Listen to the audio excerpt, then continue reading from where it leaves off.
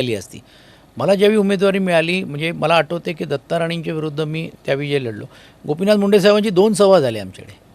मला असं वाटलं की त्यांना काहीतरी वेगळं इम्प्रेशन, म्हणून मी ज्यावेळी लॉबीमध्ये ज्यावेळी निवडून आल्यानंतर बोला सचिन तुझ्याकडे, मला साहेब तुम्ही 2-2 सभा घेतल्या माझ्याकडे इकडे. तुला नाही, मला पोलीस रिपोर्ट होता की ही सीट आम्ही हारतोय म्हणून आम्ही निवडलं. एकही आरोप ते करू शकले नाही मला त्यावेळी. आता त्यावेळी तो वलयाचा वापरून करून, त्यावेळी तर तुम्हालाही माहिती आहे काय परिस्थिती होती, कशा प्रकारे करता येत होत्या सर्व गोष्टी, पण त्यांनी केलं नाही. हा झाला एक भाग. दुसरी गोष्ट, मी माझ्या मामाच्या विरुद्ध लोकसभा लढली ना, तेही पडले आणि मी पडलो, आणि मोहन रावळे फक्त अवघ्या 11,000 मतांनी निवडून आले. 90,000 त्यांना मतं पडली, 1,10,000 मला पडली. म्हणजे जिकडे ज्यावेळी तोही किस्सा म्हणजे असं आहे की पवारसाहेबांनी माझी उमेदवारी जाहीर केली, मी मामांकडे गेलो आणि त्यांना सांगितलं की असं असं आहे किंवा तुला नाही बिंदास काय प्रॉब्लेम नाही तू लढ. नंतर बघतो काय झालं होतं, अनेकांना तेव्हा आश्चर्य वाटलं की तुमची थेट उमेदवारी डिक्लेअर केली पवार साहेबांनी लोकसभा. आम्ही असं ऐकलं तुमची इच्छा नव्हती तेव्हा लढायची. नाही ज्यावेळी माझी तर अजिबात लढायची लढाई लोकसभेला जायची माझी जराही इच्छा नव्हती. त्याला कारण असं होतं की मी स्टेट पॉलिटिक्समध्ये इन्व्हॉल्व होतो. शरदराव जे युनियन लीडर आहेत त्यांना प्रवेश मी केलं. त्या प्रवेशाच्या मेळाव्यामध्ये पवार साहेबांनी सांगितलं की आता कामगारांच्या प्रश्नाला न्याय देण्यासाठी आपला प्रतिनिधी दिल्लीला जायला पाहिजे, एवढं बोलल्याने ते झाले. दुसऱ्या दिवशी मला बोलून घेतलं, बोलले सचिन तुला लोकसभा लढायची. साहेब मला, मग मी गेलो मामांकडे. मामाले काय हरकत नाही, तुला माझा आशीर्वाद आहे, जय शंभू नारायण, असं बोलल्याने झालं. आम्ही बोललो काही हरकत नाही. गेलो तिकडे, साहेबांना सांगितलं आम्ही तयार करतो. तुम्ही जो शब्द वापरला नंतर मग सर्व झाल्यानंतर मामांनी भूमिका घेतली की नाही आपण लढलं पाहिजे, केलं पाहिजे. मग तो संघर्ष झाला, हे झालं. मग माझ्यासमोर असा विषय होता जसं तुम्ही उल्लेख केल्याप्रमाणे की बाबा माझ्यावरती नेहमी एक दबका असायचा किंवा हे असायचं का यांचं काय असेल ते. तर मला पर्याय होता की मग पवार साहेबांना सांगितलं आणि मी बोललो असतो की नाही आता मी लढणार नाही, काय करणार, कसं होणार. मी लढलो ना, किती मोठी लढाई दिली तिकडे. त्यावेळी मला आठवते की मी दगडी चाळीमध्ये ज्यावेळी प्रवेश केला तर दरवाजे गेट बंद करून घेऊन मला आत घेतलं जात नव्हतं. असं करून पण मी इलेक्शन कमिशनला लिहून CRP घेऊन मी प्रचाराला गेलो.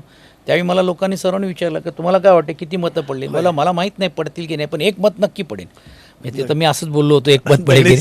त्यावेळी संध्याकाळी त्यांच्या शोधाशोध झाले, सचिन एक मत पडेल हे कसं बोलू शकतो, म्हणजे अर्धा कोणतरी आपल्यातला माणूस आहे. ठीक आहे, म्हणजे अशा गोष्टी बघितल्या. पण मी त्याचा कधी हे वलय आणून दिलं नाही. आणि म्हणून तर पवार साहेबांनी मला मंत्रीपर्यंत घेऊन जाण्याचं काम केलं आणि कोणी तशी टीका पण नाही केली. सचिन भाऊ, ज्यांना मुंबईचं राजकारण 20 वर्षापूर्वीचं कदाचित माहीत नसेल त्यांच्यासाठी मला माहीतच नाही. दगडी चाळ आणि ह्या दक्षिण मध्य मुंबईचा काय एक वेगळं कनेक्शन होतं. तुम्ही मगाशी म्हटलात की जय शंभू नारायण म्हटले, डॅडी म्हणायचे त्यांना. तुम्ही त्यांना डॅडी म्हणतात का मामा? मामाच म्हणतात त्यांना, पण डॅडी म्हणून एक शंभू नारायण शब्द तिथे हा फक्त कोणी उच्चारला कळायचं, आदेश असायचा. तिथं कळायचं की माणूस कोणाशी ॲफिलिएटेड आहे. पण त्या काळात असंही झालं की स्वतः अरुण गवळींनी स्वतःचा पक्षही काढला, अखिल भारतीय अखिल भारतीय सेना. आणि मी पत्रकार म्हणून सुरुवातीला मी रचना बघत होतो, अगदी शाखा प्रमुख वगैरे शिवसेनेसारखीच यंत्रणा. काय ABSची जी स्थापना करणारा जो व्यक्ती होता, ज्याच्यानंतर दुर्दैवाने त्यांना खून झाला, तो खूप त्या ह्याच्यातूनच होता. म्हणजे तो त्या आयडिओलॉजिकली शिवसैनिक म्हणून आयडिओलॉजी. म्हणून तर तुम्ही बघितलं असेल की बाळासाहेब पण एक काळामध्ये बोलायचे नाही की बाबा तुमचा जाऊता आमचा गवळी. एक्झॅक्टली. मला माहिती काय ना, म्हणजे अरुण गवळींचं तेव्हा मुंबईमध्ये असलेलं एक होतं. तुम्हाला वाटलं नाही, मला विचारायचं होतं की तुम्हाला असं वाटलं नाही का की आपण अखिल भारतीय सेनेत जाऊन आपलं राजकारण करावं? नाही, माझा कधी नाही. बघा, मुळात तर माझा राजकारण हा पिंडत नव्हता. मी कामगार क्षेत्रातच होतो. हे ज्यावेळी परिस्थिती राष्ट्रवादी आणि काँग्रेस झाली, समजा एकत्र असते तर कदाचित सीट पण मिळाली नसती. तर हा योगायोग आहे. पण मिळालेली सीटची चीज करून मी निवडून येऊन मग ज्या विचाराने आपण वाढलो, काँग्रेस संस्कृतीत वाढलो, त्यानंतर राष्ट्रवादी आपण स्थापन केली आली, तर मग तोच मार्ग मला पुढे घेऊन जाण्याचा कधीच वाटलं नाही. आणि कधी तसं त्यांनी असं केलं नाही. आणि मला एवढं होतं की मी शुभेच्छा होतं. मला आठवतं की ज्यावेळी त्यांनी पहिल्यांदा सरकारच्या विरुद्ध मोर्चा काढला होता, होय, 80,000 लोकांचा मोर्चा. मला वाटत नाही त्यानंतर असा कुठचा मोर्चा आधी पाहायला आपल्याला मिळतो. म्हणजे अर्थात आझाद मैदानामुळे ते झालं आहे, पण एवढी संख्या एकत्रित पूर्ण राज्यावरून करून आणली, त्यांची ताकद होती ना. त्यानंतर मोर्चा आला तो मराठा महासंघात किंवा मराठा समाजासाठी झाला, पण त्याच्यात तेवढं झालं. पण मग जेव्हा त्यांनी एवढा पक्ष काढला, तुम्ही मगाशीचा उल्लेख केला, मी त्याबद्दल बोलणारच होतो की अखिल भारतीय सेनेचं एवढं वजन होतं. म्हणजे शिवसेनेलाच पॅरलल बघितलं होतं. खुद्द बाळासाहेब ठाकरे म्हणाले होते एकदा की तुमचा दाऊद तर आमचा अरुण गवळी. असं असताना म्हणजे एवढं वलय होतं. आता मी हा शब्द वापरला कारण एकदा याच्यावरनं त्यांनी त्यांच्या पूर्वीचा त्यांचा रेकॉर्ड असल्याबद्दल कोणी शब्द वापरला होता तर त्यांनी आमच्याच पत्रकाराविरुद्ध अरुण गवळींनी हक्कभंग आणला होता आमदार असताना. अच्छा. पण अंडरवर्ल्ड या गोष्टींनी त्यांचं नाव जोडलं जायचं नेहमी अरुण गवळींचं. तो एक वेगळा दरारा धबधबा. म्हणजे त्यांच्यावर एक सिनेमा तुम्हीच प्रोड्यूस केला होता माझ्या मते. त्याच्यामध्ये नाही, त्या सिनेमात एक डिस्ट्रीब्यूट केला होता. डिस्ट्रीब्यूट केला त्या सिनेमात एक कुठला तरी जेव्हा ते राजकीय निर्णय घेतात तेव्हा ते एक आवाज त्या सिनेमातलं पात्र ते म्हणतात की अरे सचिन तू सांग. मग तुम्हाला संजय, ते पात्रामध्ये संजय होता पण सचिन म्हणून सांगितलं पण नाही, तो काल्पनिक होता. म्हणजे ते जे अर्जुन रामपालांनी केलं म्हणून. हां, पण त्यांनी माझा कॅरेक्टर त्याच्यामध्ये डेव्हलप करण्याचा प्रयत्न केला. अच्छा.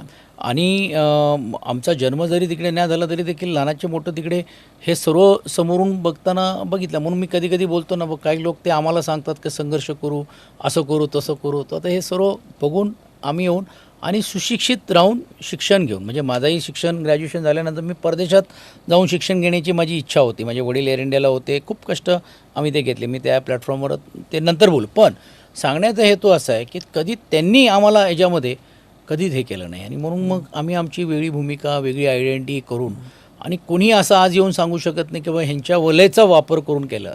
पण अरुण गवळींनी तुमचा कधी सल्ला घेतला की नाही राजकीय? नाही, कधी नाही, कधी मी दिला नाही. आणि ते मोठे आहेत, म्हणजे एवढे कधी. आज कसे संबंध आहेत? आजही चांगले सकोळीचे संबंध आहे, असत नाही की नाही. लोकसभेच्या नंतर हे झाल्यानंतर मग मी एकदा ते आजारी होते, मी जसलोकला भेटायला गेलो, त्यांच्याशी संवाद साधला आणि ते लगेच त्यांनी सांगितलं की नाही जाऊ दे, झालं ते झालं.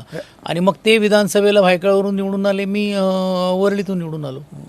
पण मग आज दगडी चाळीवर जाणं येणं आहे की नाही? नवरात्राला तर मी जातो, दर नवरात्राला मी जातो. आणि ते मी माझी आयडेंटिटी अशी काय लपवून ठेवणं किंवा माझा काय असोसिएट नाही.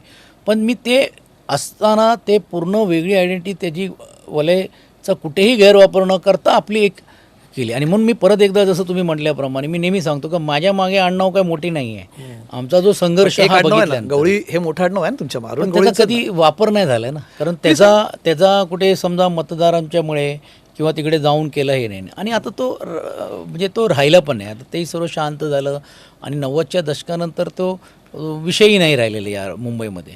टोळ्यांचं हे सगळं संपलं असेल तो मुंबईतलं. पण मला एक विचारायचं आहे, मला एक आवर्जून इथे किस्सा सांगायचा आहे तुमच्याबद्दलची. राजकारणात दोन गोष्टींना महत्त्व आहे खूप. एक असतं मनी पॉवर, दुसरं असतं मसल पॉवर. ती तुमच्या मागे होती असं मी म्हणेल. तुम्ही आता मान्य करा नका करू, पण तुमच्या मागे नाव होतं, अरुण गवळींचं नाव तिथे मागे होतं. एक किस्सा मी नेहमी सांगत असतो आमच्या मित्रांना, तुम्ही मगाशी त्याचा उल्लेख केला की जेव्हा 2002ला नारायण राणेंनी सगळे आमदार नेऊन मातोश्री क्लबला ठेवले होते, तेव्हा विलासरावांचं सरकार पडेल की काय असं झालं होतं. काही तरुण नेत्यांवरती जबाबदारी देण्यात आली होती, त्यात तुम्ही एक होता, जितेंद्र आव्हाड, संजय खोडके. तुम्ही तिकडे गेलात मातोश्री क्लबला. एक शिवसेनेचे नेते आता ते अत्यंत तावातावाने तुमच्या दिशेने आलेत. आता त्यांचं नाव घेऊ शकत नाही, त्यांच्या हातात रिव्हॉल्वर होती असं आम्ही ऐकलं. तेव्हा ते त्यांच्या दिशेने आले आणि त्यांनी तुम्हाला बघितलं आणि ते एकदम घाबरले. आणि तेव्हा तुमचं वय फार कमी असेल, पण आजही ते शिवसेनेतलं मोठं नाव आहे. ते तुमच्या दिशेने आलेत आणि त्यांनी तुम्हाला बघून घाबरलं. तुमची दहशत तर होतीच ना सचिन अय्यरांची, गवळी म्हणूनच दहशत तिथे होती. पण त्या दहशतीवरती सचिन अय्यरांना राजकारण करावं असं का वाटलं नाही? आणि अजिबात नाही वाटलं, कारण मी सर्व पाहिलं आहे ते. आणि ते पाहिल्यानंतर त्याचे दुष्परिणाम काय होतात तेही पाहिलेले आहेत, खूप पाहिलेले आहेत. आणि माझ्या आईवडिलांनी जे मला जे संस्कार दिले त्यावेळी त्यांची तीच इच्छा होती की बुवा या प्रवाहात तू जाता कामा नये, म्हणून तर मला त्यांनी परदेशात पाठवलं. पण परदेशात मी यशस्वी नाही झालो, तर मी इकडे आलो, इंजिनिअरिंगची डिग्री घेऊन तिकडे खटाव मिलमध्ये मी वेल्डर म्हणून सुरुवात केली माझ्या जीवनाची. मला नव्हतं काय कामगार क्षेत्र हा माझा पिंड पण नव्हता, मला त्यातलं ॲक्ट फॅक्ट काहीच माहीत नाही.